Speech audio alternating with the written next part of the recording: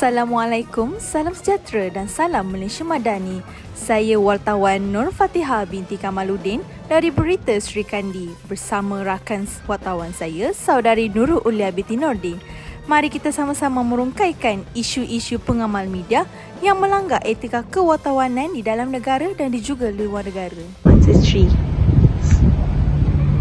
3. Alright. Kemeriahan Hari Wartawan Nasional diteruskan lagi pada hari yang kedua. Pastinya cukup meriah melihatkan barisan pengamal media dan para pengunjung yang sudah menghadiri program ini sejak awal pagi lagi. Mari-mari kehadiran anda amat dialalkan walaupun kini tinggal berbaki 1 hari lagi. Jadi bersama saya pada hari ini saya tidak keseorangan kerana saya bersama seorang pengunjung yang cantik manis, Cik Fatty yang merupakan siswi komunikasi masa di UiTM. Assalamualaikum Cik. Waalaikumsalam Cik. Okey, jadi sempena Hawana yang sedang berlangsung di Pusat Islam Saidah Aisyah ini, boleh tak Cik kongsikan dengan kami apa pengetahuan asas Cik berkaitan dengan pengamal media? Okey, baiklah, terima kasih atas soalan tersebut. Baiklah, pada pandangan saya, pengamal media ni merujuk kepada wartawan lah, khususnya kan, kerana media satu benda yang besar, benda yang rasmi. Jadi wartawan ni merupakan seseorang yang sangat penting lah untuk menyebarkan satu maklumat, informasi kepada masyarakat.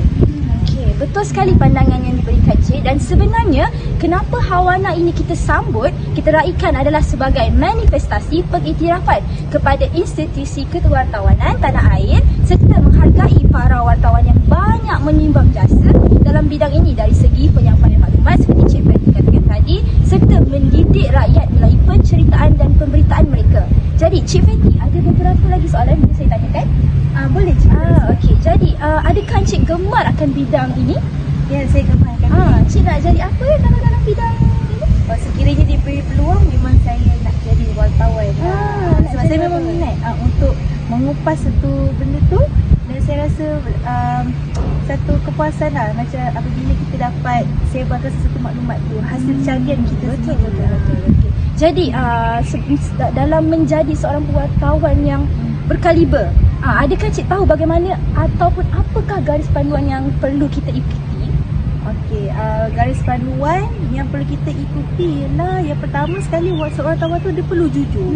Ada jujur, telus, dan kita tak boleh macam bersifat macam sekadar nak mencantikkan cerita tu, yang kita palsukan cerita tu semata-mata untuk mendapatkan view ramai. Jadi kita sendiri kena jujur, kita kena bertanggungjawab lah, dan kita pun ada kod etika kewartawanan. Jadi semua wartawan ataupun pakar wartawan perlu memahami dahululah untuk patuhi setiap etika tersebut. Memandangkan etika kewartawanan ini merupakan satu profession, jadi ada etika yang perlu kita ikuti, betul? Jadi begitulah pandangan bernak dari Cik Fatty kita. Jadi sekian dari saya, Nurul Ulia binti Nordin dari Sri Kandi. Kembali ke Sri Bentas. Baiklah, sebelum kita masuk kepada isu yang seterusnya, izinkan saya dulu untuk memperkenalkan apa itu konsep etika kewartawanan. Baiklah, wartawan ini apa? Wartawan merupakan golongan profesional yang berupaya mempengaruhi pandangan masyarakat melalui laporan dan penulisan menurut Malaysian Press Institute 2023. Hal ini kerana wartawan merupakan ejen penyampai maklumat yang membawa kepada perubahan masyarakat. Maksudnya di sini, kita dapat lihat wartawan merupakan orang yang signifikan untuk menyampaikan, selain bukan sahaja menyampaikan, mengumpulkan maklumat dan juga menyampaikan sesuatu maklumat kepada masyarakat. Jadi di sini setiap wartawan perlu memahami dan mematuhi etika kewartawanan agar dapat menggalas tugas dengan berdisiplin dan bertanggungjawab. Hal ini demikian, seseorang wartawan itu boleh menggalas sesuatu tugas itu dengan berdisiplin, dengan bertanggungjawab dengan wujudnya etika ini. Bila apa itu etika? Etika merupakan salah satu cabang falsafah yang berkaitan dengan komponen moral dalam kehidupan manusia. Maksudnya apabila kita menyebut komponen moral, ia berkaitan dengan pembentukan sifat. Jadi etika kewartawanan ini merupakan satu garis panduan moral dalam hidup manusia berkaitan apa yang betul, apa yang salah. Jadi di sini etika sangat berkait rapat dengan nilai yang ada pada seseorang individu dan wujud dalam fikiran individu yang bertanggungjawab. Maksudnya di sini, seseorang individu yang bertanggungjawab dan mempunyai etika mampu membezakan apa yang betul, apa yang salah. Jadi di sini Apa yang saya dapat kaitkan dengan etika kewartawanan ini ialah seseorang wartawan itu dapat menyampaikan sesuatu berita itu secara sahih melalui pertimbangan sama ada betul atau salah apabila dia memahami konsep sebenar etika kewartawanan ini. Baiklah, seterusnya kita pergi kepada isu utama iaitu isu pengamal media yang melanggar etika kewartawanan. Berdasarkan hasil carian yang dilakukan, saya telah memetik satu isu dalam negara iaitu dari laman Benar News Malaysia berkaitan seorang wartawan Malaysia yang didakwa kerana menyebarkan berita palsu dan secara tidak langsung membimbangkan masyarakat setempat. Berdasarkan carian tersebut, tajuk berita yang dikupas ialah berkaitan coronavirus, Mahkamah Malaysia dakwa wartawan sebar berita tidak sahih. Rentetan daripada isu tersebut terdapat pelanggaran etika kewartawanan yang dianalisis. Secara ringkasnya, seorang wartawan yang berkhidmat di berita harian bagi Akhbar Melayu merupakan ahli media pertama telah dihadapkan mahkamah atas kesalahan penyebaran informasi palsu.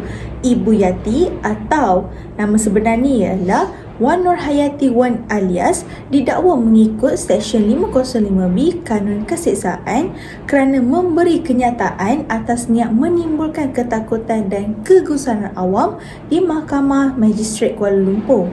Pada 26 Januari 2020, beliau melakukan kesalahan itu melalui 3 siaran seperti yang dibentangkan sebentar tadi di akaun Facebook miliknya iaitu Ibu Yati secara sedar.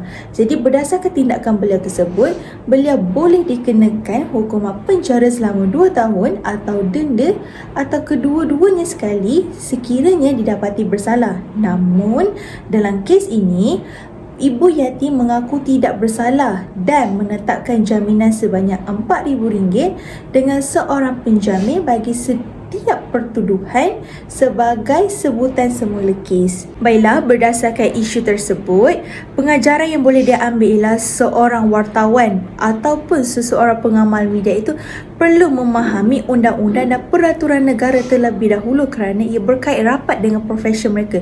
Jadi golongan-golongan ini merupakan golongan profesional dalam menyampaikan ataupun menyalurkan sebarang berita, sebarang informasi yang benar kepada masyarakat, dan hal ini selari dengan tugas hakiki mereka iaitu menyampaikan kebenaran dan menghormati hak orang ramai untuk memperoleh informasi yang benar.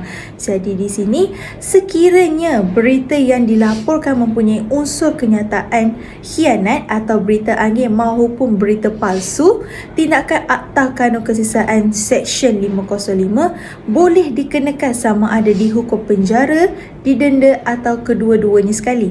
Bukan itu sahaja, terdapat juga tindakan akta-akta yang lain seperti akta hasutan, akta fitnah, akta kanun keseksaan yang lain berdasarkan kesalahan-kesalahan tertentu. Oleh itu, Kod Etika Kewartawanan menjadi panduan kepada para wartawan untuk melaksanakan tugas dengan bertanggungjawab dalam melaporkan berita yang sahih kepada masyarakat. Bukan itu sahaja, Kod Etika Kewartawanan ini juga perlu diselami dengan lebih baik agar pengamal media ataupun wartawan sentiasa berwaspada dalam sebarang penyampaian maklumat kepada masyarakat setempat. Itu sahaja daripada saya. Seterusnya saya serahkan kepada Saudari Nurul Ulia. Terima kasih Saudari Fatihah atas peluang yang diberikan. Baiklah, kini saya akan terus mengupas isu kewartawanan pengamal media luar negara yang telah melanggar etika kewartawanan. Pada suatu Januari 2018, tuntutan telah dibawa oleh keluarga remaja Nick Sandman yang telah difitnah oleh seorang penutur jati Amerika yang bernama Nathan Phillips. Hal ini terjadi apabila seorang wartawan menyiarkan gambar seorang kanak-kanak sekolah menengah Katolik yang baru berpindah dari Kentucky ke Washington berhadapan dengan seorang lelaki, Nathan Phillips, dengan cara yang tidak sopan dan mengeluarkan kata-kata yang berbau resis atau bersifat perkauman, walaupun sebenarnya perkara sebaliknya yang berlaku. Wujudnya video berdurasi 2 jam berupaya membersihkan nama Nick apabila orang Israel Black Hebrailah yang telah mengejek kanak-kanak Kentucky dan melemparkan kata-kata perkauman dan homofobik yang menjijikkan kepada anak yang tidak bersalah itu selama lebih daripada 1 jam. Ditambah lagi munculnya aktivis penutur jati Amerika Phillips yang memukul drum dan berkata Nick adalah penceroboh.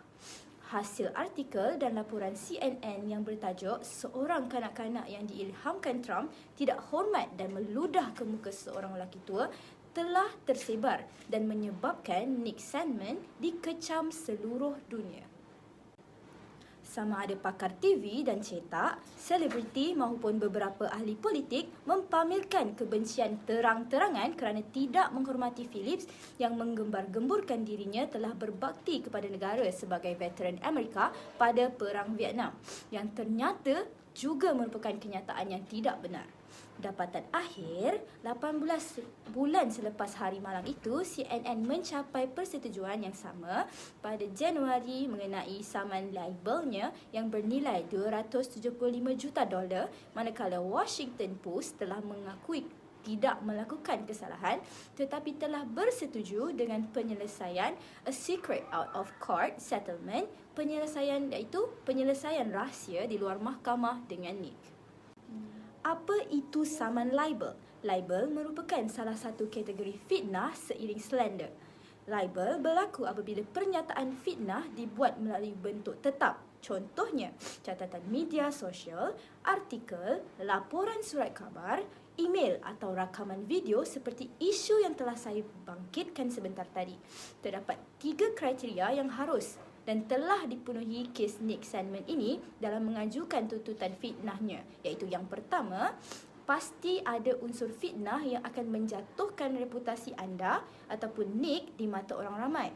Yang kedua, pernyataan tersebut mesti merujuk kepada identiti orang tersebut dan pernyataan tersebut mesti disiarkan kepada pihak ketiga.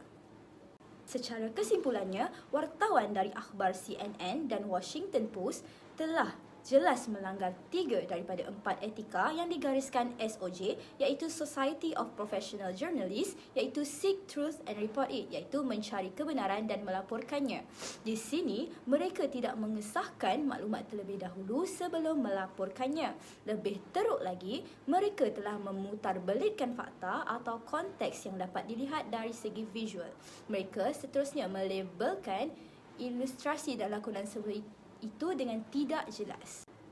Dari segi etika kedua, iaitu minimize harm atau meminimalkan kemudaratan pula, para wartawan yang tidak bertanggungjawab ini tidak mengimbangi keperluan orang ramai untuk mendapat maklumat sekaligus mendedahkan Nick, mangsa fitnah, kepada potensi bahaya atau ketidakselesaan. Pengamal media seharusnya cakna bahawa mengejar berita bukanlah lesen untuk mengganggu pemberi maklumat.